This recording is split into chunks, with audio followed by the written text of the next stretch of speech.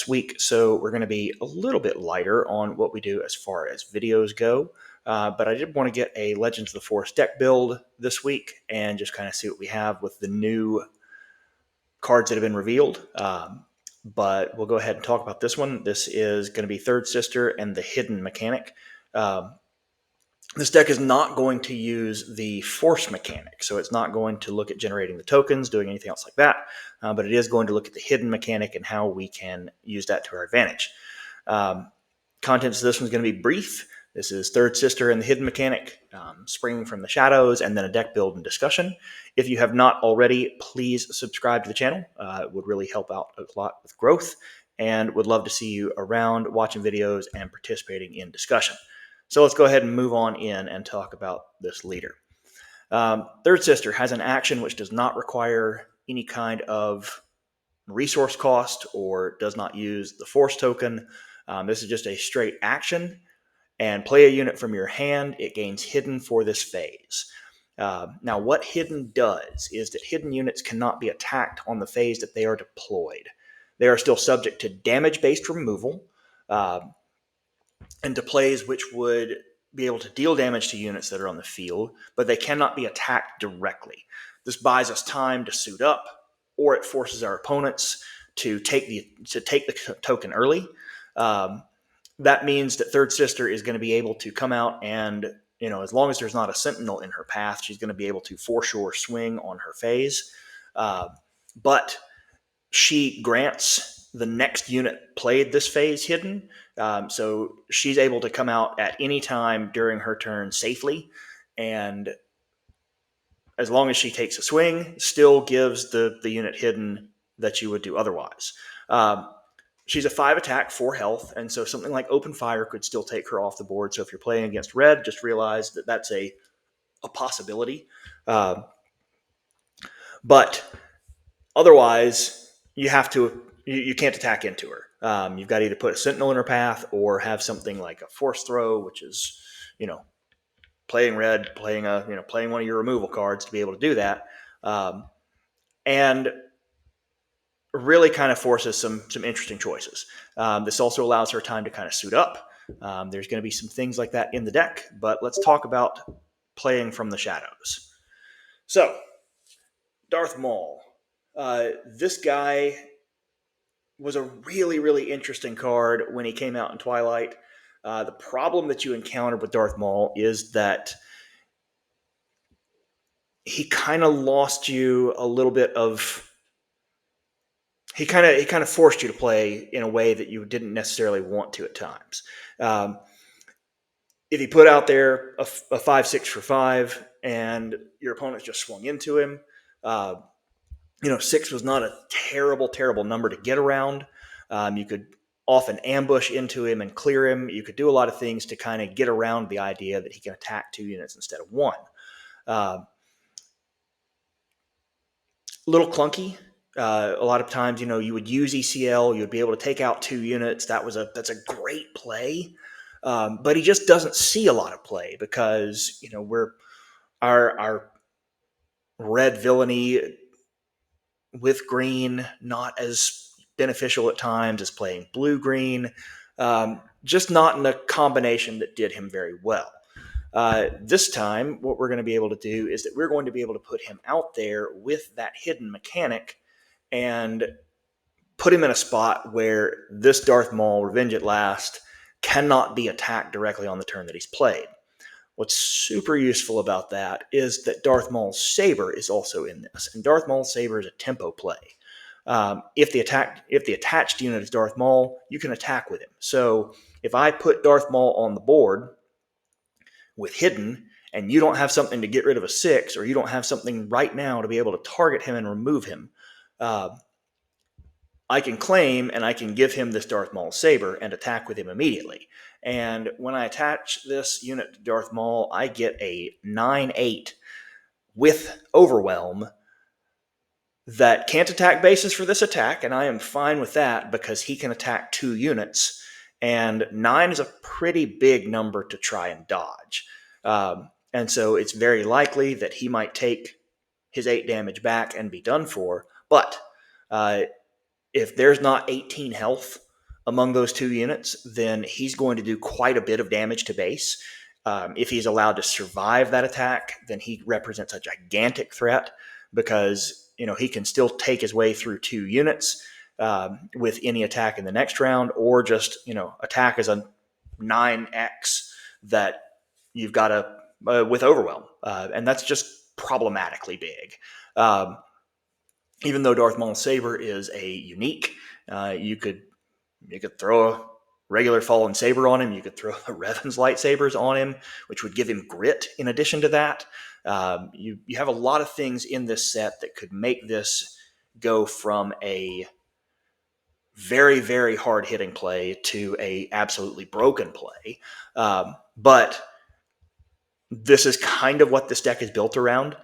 There are plenty of other things that this deck does, and because we do not need the force mechanic, we're only really looking for what we can play hidden. Let's take a look at the deck. Like I said, I don't need the force mechanic, so I can play Data Vault. That allows me a little bit more health to play with. It allows me a little bit more cards to play with. I can do some things. I can resource some things that are beneficial to me. I think that we're going to see quite a bit of upgrade here, so I have a couple of things that help out with upgrades. I have Confiscate. I've got a couple of them in the main board right here. I have 3 of the First Order Stormtroopers here because they combine with Allegiant General Pride. Pride is a great first turn play. He's not your very best all the time, but he is a very good turn 1 play because when you can get initiative, any indirect peels upgrades. And he does indirect damage as he goes, and so your opponents have to choose if they want to put that indirect damage on a different unit or on their base, because if they put it on a unit that is upgraded, then General Pride's ability can peel that upgrade off. You also have the Disabling Fang Fighters here, so you have quite a lot of ways to remove upgrades. Now, beyond that, we wanted to lean into Force units quite a bit here because we do have 7 lightsabers that are in the deck. Or 8 lightsabers that are in the deck. And so our 3-cost spot also includes Fifth Brother, in addition to our ramp package, which is kind of our preferred play. We'd love to be able to get Third Sister down on a resource 4 game turn, which is to say her 5 resource turn, and kind of be off to the races as far as things go there. You do have enough small plays that being able to play either Darth Revan's lightsabers on her, or to play a fallen lightsaber on her are strong plays because you can put down a Death Star Stormtrooper, a First Order Stormtrooper. You can force lightning, force throw. You can do a lot of different things in addition to putting a lightsaber on her flip, if that's what's in your hand. Or if you have it in your hand, you can use her action and play Darth Maul hidden, or get her to the board, and then once you attack with her, play Darth Maul hidden. And so having the 2 of them on the board really generates some big threat in an early portion of the game. We do represent quite a bit here in the top end. We have Darth Vader and Maul. We have a couple of Palpatine's Return to be able to pull back some of those units, especially if we're having to discard or do something like that. We're able to bring those units back in. The Arquittan's Assault Cruiser is big here because we do have a bunch of units that are out in space that thing can kind of swallow up, and comes in with ambush. You can you can do the very broken play of making it hidden so that it can't be attacked back. Ambush, take something out, and then your opponent either has to claim in order to attack into it, or risk it eating something else. And if it eats something else, then you're really pushing towards resource heavy and trying to kind of, and they're going to be very much on the back foot. Reinforcement Walkers, this is a big enough deck to be able to have 3 of them in there, and then a couple of Devastators. There's a lot of ways that you can play this, and there's a lot of ways that you can kind of make this work. Its mid-game is very strong, but it also keeps a lot of the very strong end-game that happens in a blue, in otherwise a blue-green villainy shell. The thing that we want to make sure that we're looking at here, the sideboard, all I did was I kind of put some more of the force units in here to kind of see what other stuff we could come up with. I have tried so far and have looked at ways that we could play Dooku in this as well. Dooku could come in hidden and still exploit, throw a couple of these smaller units at things. So if you've got a First Order trooper and a Death Star stormtrooper on the table, he could come in at 4 and be a big overwhelm unit that you could then pop a saber on, uh, make him a very impressive threat very quickly. So there's a lot of things that you can do with these to make some of these units very large and very dangerous, and really tax your opponent's removal if they are needing to really tax your opponent's upgrade removal, if they're needing to peel those. And then you've got a lot of units that can just stick and do damage. So you've got some pretty heavy hitters in here. Overall, this deck plays very smoothly. There's plenty of small drops in here to be able to put something on the board and deal with it in the early game. There's plenty of big end game units to be able to resource some if you need to, and then play into your power later on in the game. Ambushing in, as we said, especially ambushing in and hiding that unit with Third Sister's ability, even if she has done her thing as a leader, can force your opponent's choices a lot because, all right, you put down Maul. Maul went through a unit. He's got 2 health left, but he's hidden. And so now you've got to figure out, do you want to claim and be able to attack into this Maul so that he doesn't overwhelm through something else? Or do you want to develop your board? So there's a lot of things that you can do here, especially if you start to get some initiative and you do have some tempo plays to be able to make that happen. Similarly, Palpatine, being able to bring him out. He's not a huge body at 8, but being able to cook 6 off of your opponent's board, and then follow that up as a hidden play that has a 6/6 overwhelm is a better way to play this. The Darth Vader pilot unit, this is just the idea that you could bring in something at 6 rather than at 7. And then we have a couple of the little toys here, the constructed lightsaber and Death Field.